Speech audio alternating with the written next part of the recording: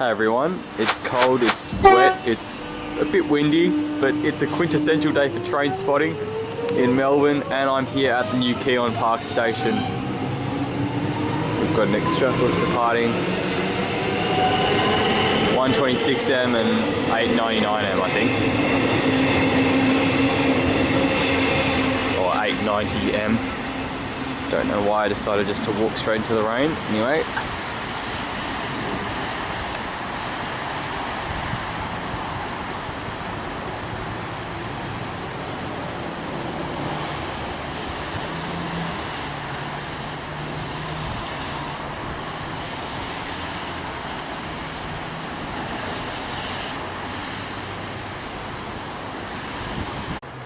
So it has been probably a minute or two since the last train, and we've actually got an Epping service on its way. So I'm here on a Saturday, so trains aren't running that frequently, but I think for whatever reason they've had to make this move with this train, and it will just be going to the yard. That's what tends to happen when trains go to Epping.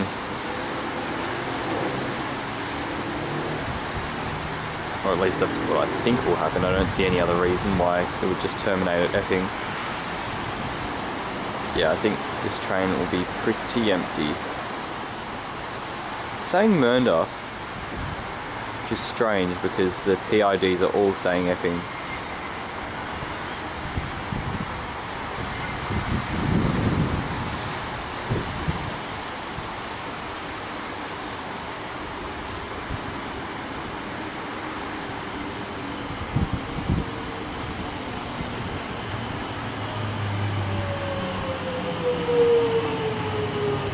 $192M.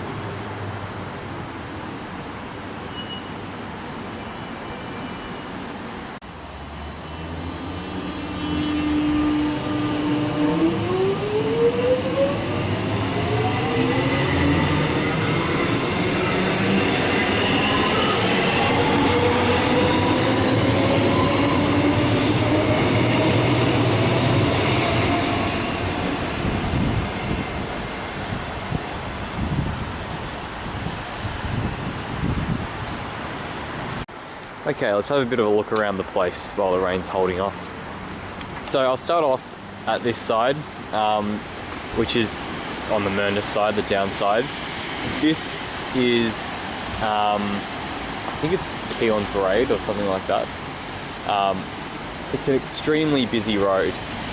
Look how many lanes there are. So it was amazing that there was a level crossing here for so long. You can also see that they've nicely integrated a bus stop underneath the railway line, which I really like, because it means you can wait and shelter, even though they've also provided a shelter. That bus stop is for the 902 bus, I believe, and possibly another bus. The only thing that this station is missing, which would have been really nice, is if instead they built the platform to straddle the road, so that you could get off on the other side near where that car park is. Sort of remove the need to have a pedestrian crossing, although I don't think they've put a pedestrian crossing in right underneath here, because there's actually a main road just to the left, sort of down there somewhere. Alright, now this is the most controversial part of the station, and rightfully so. Those apartments are just there. It really is not far, and imagine living this close to a train station, you know, just having a balcony and being able to look straight onto the platforms. It'd be enjoyable if you were a really keen train spotter, perhaps. But even then, I think you'd get sick of all the train sounds, you know, going until the early hours of the morning and starting in the, well, later hours of the morning. It would be absolutely exhausting. So these apartments predated this new station. Of course, this station has only recently opened, maybe a month ago. But I'm pretty sure they're new enough that they were constructed after it was announced that there was going to be a level crossing here. So I'm not sure why they didn't get the memo that the station was going to be on this side. Maybe the level crossing removal project didn't inform them that the station was going to be on this side. But yeah, it's very strange that this went ahead, and it's a real shame for residents. Yeah. Anyway, that's looking down towards the city. This is the platform 1 side of the island platform. So if you're wondering where the old station used to be, it used to be on that side of the road, about where that car park is. So if you check out my previous video, you'll be able to have a look at what it used to look like. I think the old station was sort of just to the left of this left railway line, this left bridge. That's how they were able to keep the line going while they were building this new station. The old station was absolutely terrible. I think it would have pushed Jakarta for being the worst station in Melbourne. It was certainly up there in terms of the surrounds. I mean, you've got this massive substation to the left, which is just pretty horrible to look at. You've got this main road. The station itself is pretty dilapidated and neglected. Really needed an upgrade.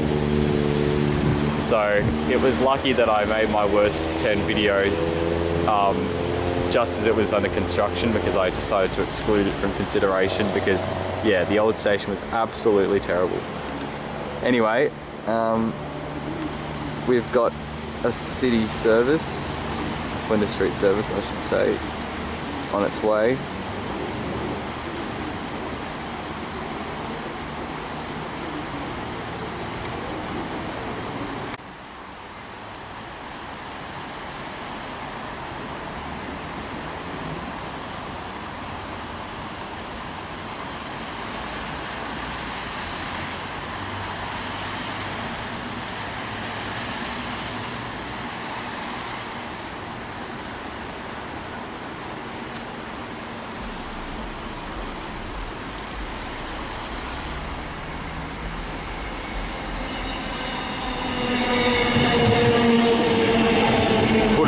Leading.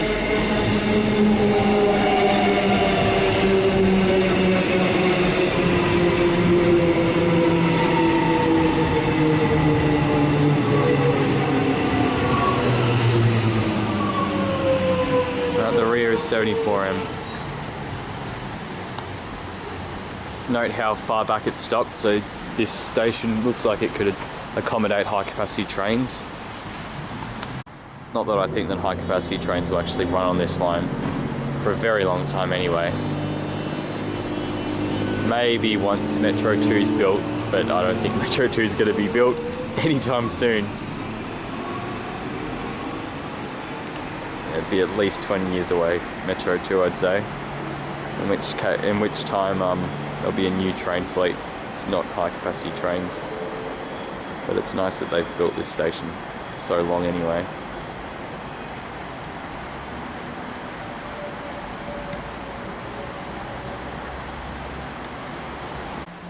Let's check out the rest of the facilities here at Keon Park.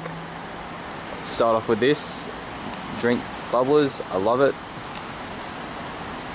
Plenty of seating, plenty of shelter. That's something that's really struck me about this station, which I'm a huge fan of, as you'd all know.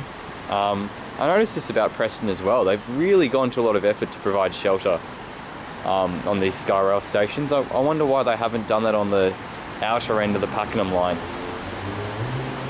This is the way down. I'll go down in a moment and show you the concourse.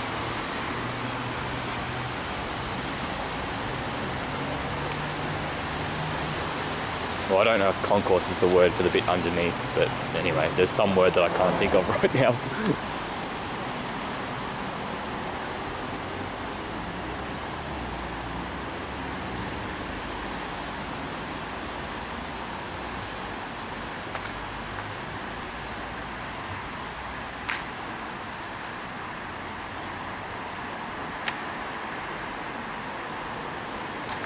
You can see the city from here, which is cool. Lifts. And another lift which is still being built. And there's another sheltered bit at that end. You hear about things being a stone's throw away. think this is about a shot put's throw away. It's so close. Now we're at the up end of the platform, and you can see there's plenty of car parking on this side as well.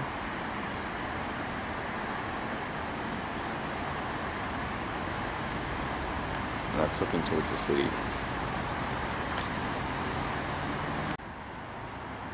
Got another Mernda service coming.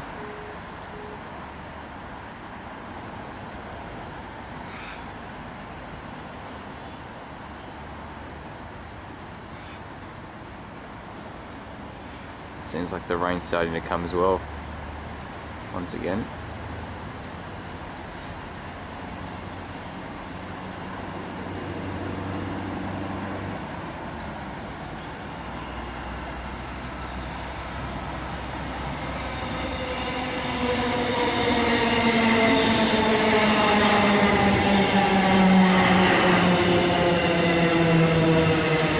M and 986M.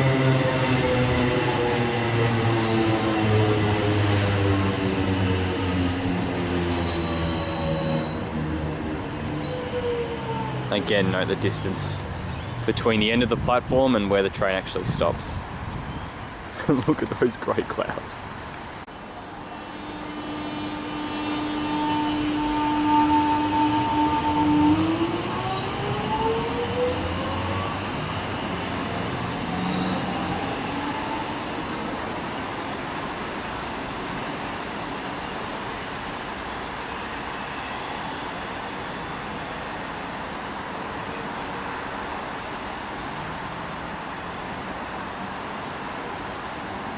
Alright, let's head down. Well, this is unusual. There's a bit of an intermediate bit. So you don't go fully down, there's just this strange little higher section. And then you can go a bit further down there. Haven't seen this before, across the network. So just heading down this way. Again, it's a very colourful station. Almost sort of Australian colours. The Mernda line is an incredibly colourful line now. I really like that they've been brave enough to use colours. So there's a bit of seating. I'd imagine this would be a lot nicer when it's sunny and not damp everywhere. They've done a nice job of planting all these trees. It'll be really good when these grow up a bit. There's a lift entrance. Note that there aren't any ticketing barriers. I don't think Keon Park's a staffed station. There's just a PSO office over there, which is at every station, but yeah, it's not staffed.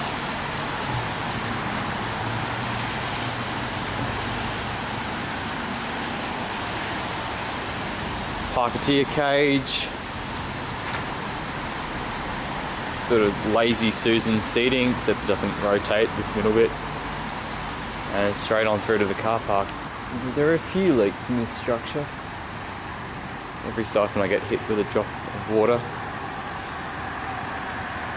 I wonder if that's also going to be a car park to the left there, or if that's going to be developed as well. Be interesting to see. Maybe someone could let me know if they have some idea of what's going on. They've also got the new typical station sign. I love that font, but I think I'd prefer white to silver. It's got interesting geometry, this. It's like one of those 3D graphs that you'd study in calculus. It's quite cool. I forgot to point out these green lights before. They're not quite skylights, but they're similar to skylights. And now going to the other side of the underneath bit. Plenty of bike parking space. Plenty of seating, and a very conveniently located bus stop, which is only the 902 at the moment, through to Airport West Shopping Centre, Westfield.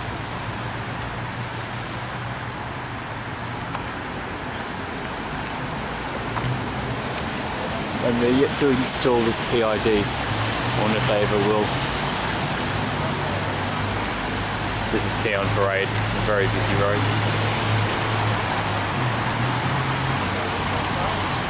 Alright, I think I'll leave the video there. Thanks for coming with me to Keon Park Station. I hope you enjoyed this new look and this look around it, and I'll see you in the next video.